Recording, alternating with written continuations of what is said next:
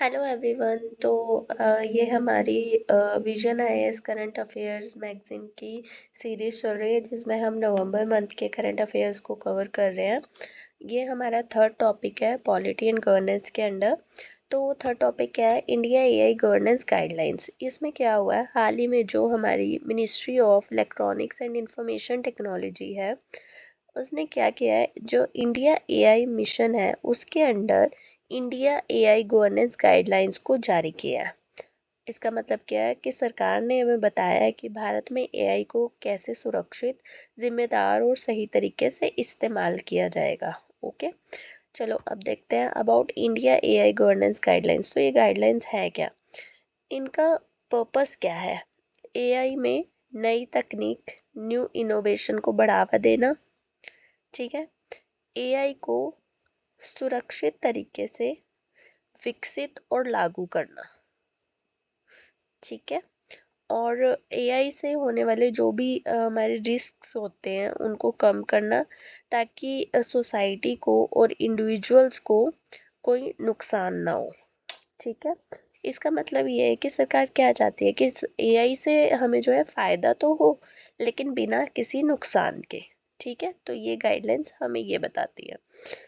Now institutional framework देखते हैं to implement these guidelines. High level body AI governance group, ये जो है ये एक हाई लेवल बॉडी होगी। इसका काम क्या होगा कि जो भी overall policy formulation, coordination of AI governance. इसका मतलब क्या है कि जो भी पूरे देश में एआई से जुड़ी नीतियों को बनाना और अलग अलग जो भी डिपार्टमेंट्स या एजेंसियां उनके बीच में कोऑर्डिनेशन करना। ठीक है, इसका काम ये है। Next, government agencies and sectoral regulators इसमें क्या क्या है? MEITY, MHA, RBI, SEBI, try, CCI। अब इनका क्या काम है? अपने अपने जो भी इनके अपने सेक्टर्स है, लाइक बैंकिंग, टेलीकॉम, फाइनेंस वगैरह, जो है उसके लिए ये एआई से जुड़े नियम बनाएंगे। ठीक है, और एआई से जुड़ी जो भी इनके ग्रीवेंसेस होंगे, शिकायतें होंगी, उनको ये देखेंगे। ठीक है, नेक्स्ट है हमारी एडवाइजरी बॉडीज। एडवाइजरी बॉडी कौन सी है? जैसे NITI Aayog, office of principal scientific adviser. अब इनका क्या काम है? Supporting AI governance group with regular briefing and strategic advice on AI governance. इनका काम होगा, ये सरकार को सलाह देंगी और एआई से जुड़े जो मामले होंगे उसमें एडवाइस करेंगी। ठीक है, स्टैंडर्ड बॉडीज कौन सी हैं? BIS, telecommunication engineering centre. Okay, अब इनका काम क्या है? Developing standards in relation to AI, risk taxonomies, certification standards etcetera. जो एआई से जुड़े जो स्टैंडर्ड्स हैं उनको ये बनाएंगी, और रिस्क क्लैरिफाई या क्लासीफाई, उनकी क्लासिफिकेशन, ये सब तय करने का काम स्टैंडर्ड बॉडीज का है। अब हम पहले ये 7 गाइडिंग प्रिंसिपल्स देख लेते हैं for ethical and responsible AI. ठीक है, ट्रस्ट इज द फाउंडेशन। इसका मतलब क्या है कि एआई पर लोगों को भरोसा होना चाहिए, ट्रस्ट होना चाहिए। Second, people first. एआई इंसानों के फायदे के लिए होना चाहिए, इंसानों के खिलाफ नहीं होना चाहिए। Innovation over restraint. एआई पर बेवजह रोक नहीं होनी चाहिए, इनोवेशन को बढ़ावा मिलना चाहिए। फेयरनेस एंड इक्विटी, एआई किसी के साथ भेदभाव ना करे, ऐसा होना चाहिए। अकाउंटेबिलिटी, अगर एआई से कोई गलती हुई है तो जिम्मेदारी किसकी होगी, ये तय होना ज़रूरी है। अंडरस्टैंडेबल बाय डिज़ाइन, एआई के फैसले जो भी होंगे वो समझने लायक होने चाहिए। Safety, resilient and sustainability, AI जो है सेफ, मजबूत और लंबे समय तक यूजफुल होना चाहिए। ठीक है, नेक्स्ट देखते हैं इश्यूज इन एआई गवर्नेंस। अब इश्यूज क्या है? डिजिटल डिवाइड, पहले देखते हैं क्या है। Rural and underserved region lag in digital public infrastructure, high cost of deploying AI solutions and uneven adoption of AI due to weak computing access in sectors like agriculture, healthcare, public services, etc. hinder uniform AI adoption. अब इसका मतलब क्या है कि जो गांव और पिछड़े हुए इलाके हैं उसमें इंटरनेट की कमी है, और जो एआई की जो एआई को अगर हम वहाँ पर डिप्लॉय करते हैं तो उसकी कॉस्टिंग बहुत ज़्यादा है। इससे जो है पूरे देश में एआई का सेम लेवल पे जो है यूज़ नहीं हो पा रहा है। ठीक है, अब एग्जांपल देखते हैं। As per Internet in India 2024 report, 51% rural population still does not access internet. तो जो इंटरनेट इन इंडिया रिपोर्ट है 2024 उसके अनुसार क्या है, जो 51% रूरल पॉपुलेशन है अभी भी उसको इंटरनेट एक्सेस नहीं मिल पा रहा है। ठीक है, डिस्क्रिमिनेशन इसको पढ़ लेते हैं। AI trained on biased data can produce discriminatory outcomes in welfare policing etc, deepening existing inequalities and disproportionately affecting marginalized groups without proper safeguards। अब इसका मतलब क्या है, अगर AI को गलत या डिस्क्रिमिनेटरी आउटकम्स के तहत ट्रेन किया जाएगा तो क्या होगा, गरीब और जो विमेन है और कम मतलब जो एक हम कहते हैं कमज़ोर वर्ग है, इनके खिलाफ क्या हो सकता है, भेदभाव, डिस्क्रिमिनेशन हो सकती है। ठीक है, जैसे जैसे पॉलिसिंग या वेलफेयर की जो हमारे स्कीम्स होती है उसमें गलत फैसले यूज़ हो सकते हैं। ठीक है, डिस्क्रिमिनेशन हो सकता है पॉलिसिंग या वेलफेयर पॉलिसीज में। Transparency and accountability, AI's opaque black box decision hinder transparency and accountability, especially in welfare and law enforcement, making it difficult to access decision and hold institutions answerable without clear audit mechanism। AI के जो फैसले होते हैं वो normally कैसे होते हैं, black box जैसे होते हैं। मतलब कि ये समझ ही नहीं आता है कि AI ने ये डिसीजन लिया क्यों है। ठीक है, और इसकी अकाउंटेबिलिटी तय करना बहुत मुश्किल हो जाता है। ठीक है, तो इस वजह से भी ये एक इशू है AI गवर्नेंस में। साइबर सिक्योरिटी रिस्क हो सकता है, cyber attacks like data manipulation and model hijacking can target AI system, disrupting public service delivery and leaking sensitive information impacting AI enabled governance. अब साइबर सिक्योरिटी रिस्क में क्या होता है, जैसे कि AI सिस्टम पर डाटा मैनिपुलेशन या model hijacking हो सकती है। इससे जो क्या होता है, जो गवर्नमेंट की सर्विसेज है एक तो वो इफेक्ट हो सकती है, या फिर जो हमारा सेंसिटिव इंफॉर्मेशन है वो लीक हो सकती है। ठीक है, पॉलिसी एंड रेगुलेशन, अब ये देखते हैं policy and regulation. There is a need to urgently review existing sectoral laws to identify and plug regulatory gaps arising from AI-enabled decision making, particularly in sensitive domains like healthcare and finance। Policy and regulation gap का मतलब क्या है, जो पुराने कानून है वो AI के लिए सफिशेंट नहीं है। ठीक है, खासकर जो हेल्थ केयर या फाइनेंस जैसे जो सेक्टर्स हैं वो अभी सफिशेंट नहीं है, इसलिए इनके लिए नई पॉलिसी और रेगुलेशंस की ज़रूरत है। ठीक है, नेक्स्ट देखते हैं IPR रिलेटेड इश्यूज।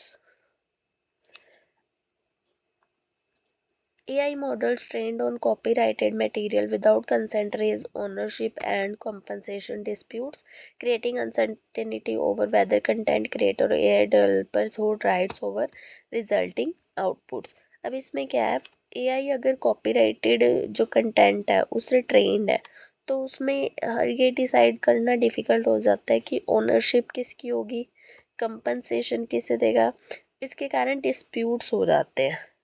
ठीक है, जैसे कि for example lawsuit against Google for providing AI overviews feature in search engine that uses Gen AI to provide a concise AI generated summary of search result. जैसे कि Google का जो AI overviews feature है उस पर case एक ऐसा ही example है। तो पिटिशनर ने क्या किया, petitioner raise concern that AI overview में divert traffic and may adversely impact the revenue of publishers and content providers. ठीक है, अब मिसयूज कैसे हो सकता है, जैसे कि डीप फेक्स, फेक न्यूज हो जाते हैं, डाटा पॉइजनिंग और cyber attacks, adversarial attacks and ad driven disinformation campaign. इससे क्या होता है, जो राष्ट्रीय जो सेफ्टी है या जो public safety and national security है उसके लिए बहुत रिस्की हो जाता है। ठीक है, अब initiatives taken for AI governance, क्या इनिशिएटिव्स लिए गए हैं, पहले देखते हैं इंडियन लेवल पर। First is national strategy for AI, NSAI. नीति आयोग's AI for All strategy focuses on AI in sectors like healthcare, agriculture and education. तो जो नीति आयोग की हैशटैग AI for All रणनीति है उसका फोकस क्या है, हेल्थ केयर पर, एजुकेशन पर एंड एग्रीकल्चर पर। Next, digital personal data protection act, ये हमने कल भी कवर किया है कल के टॉपिक में, कि लोगों के डाटा को सिक्योर करना, सेफ रखना, और जो एआई से जुड़ी जो प्राइवेसी के कंसर्न्स हैं उनको उनको एड्रेस करना। ठीक है, ये कल का टॉपिक हमने कवर किया, आप कल की वीडियो में देख सकते हो। Global partnership on AI, GPAI, to direct responsible development and application of AI with a focus on human rights, inclusion, diversity and economic prosperity. India is a founding member of GPI. अब क्या भारत इसका founding member है, और इसका है कि responsible AI पर उसके responsible development and application of responsible AI और उसके एप्लीकेशन पर जोर देना। ठीक है, अब ग्लोबल इनिशिएटिव्स देख लेते हैं। यूरोप्स AI Act 2024, ठीक है, Europe's first major regulation on AI categorizing application into 4 risk level, that is unacceptable, high risk, limited risk and minimal risk. अब ये क्या है, यूरोपियन AI Act 2024, ये दुनिया का सबसे बड़ा AI कानून है। AI को रिस्क लेवल में डिवाइड किया हुआ है, unacceptable, high risk, limited risk and minimal risk. Next, Bachelet Declaration 2023, signed by 28 countries and European Union, it established a shared understanding of the opportunities and risks posed by frontier AI. 28 देशों ने मिलकर AI के जो risk है उसको समझने के लिए सहमति दी है। Next, G7 pact on AI 2023, इसका मतलब क्या है, it aims to establish a global framework for responsible development and use of AI system and participation is voluntary. इसमें क्या है कि जो हमारा AI है उसका जो यूज़ है एक रिस्पॉन्सिबल तरीके से करने के लिए एक ग्लोबल फ्रेमवर्क तैयार किया गया। नेक्स्ट, OECD AI Principles 2019, इसमें क्या, their first intergovernmental standard on AI and promote innovative, trustworthy AI that respects human rights and democratic values. इसमें क्या है कि ह्यूमन राइट्स और जो डेमोक्रेटिक वैल्यूज हैं उसको प्रोटेक्ट करना। ठीक है, नेक्स्ट, अब इंडिया AI मिशन 2024 क्या है, लॉन्च हुआ था 2024 में। इसका पर्पस क्या है, एम क्या है, भारत में जो है AI इकोसिस्टम है उसको स्ट्रॉन्ग करना और कंप्यूटिंग जो है वो उस पर सबका एक्सेस हो, मतलब सब तक वो पहुंच जाए। अब इसमें कुछ इंपॉर्टेंट बातें देखते हैं। It seeks to deploy 10,000 graphics processing unit GPUs for advanced AI computing infrastructure. 10,000 से ज़्यादा GPUs डिप्लॉय करने की एक तो योजना है। नेक्स्ट, AI स्टार्टअप और रिसर्च को बढ़ावा देना, और ये किसके अंडर लागू है, it is an umbrella programme by MEITY and implemented by India AI Independent Business Division under Digital India Corporation। ठीक है, अब कंक्लूजन क्या है, कंक्लूजन देखते हैं। By coupling risk-based regulation with innovation-friendly standards, Investing in inclusive digital infrastructure and strengthening institutional capacity, India can harness AI as a force multiplier for development rather than a source of exclusion or harm. A collaborative approach guided by transparency, accountability, and global cooperation will be critical to ensure that AI remains aligned with constitutional values, public trust, and long term national priorities, positioning India as a responsible and credible leader in the global AI ecosystem. Conclusion क्या है कि accountability होनी चाहिए, transparency होनी चाहिए, global support होना चाहिए, इन सबको अपनाया जाना चाहिए। तो एआई जो है भारत के डेवलपमेंट में एक सशक्त साधन बन सकता है। ठीक है, एक उपयोगी साधन बन सकता है, खतरा जिससे हमें कोई खतरा ना हो। ठीक है, तो एआई को हम अच्छे से यूज़ कर पाएंगे।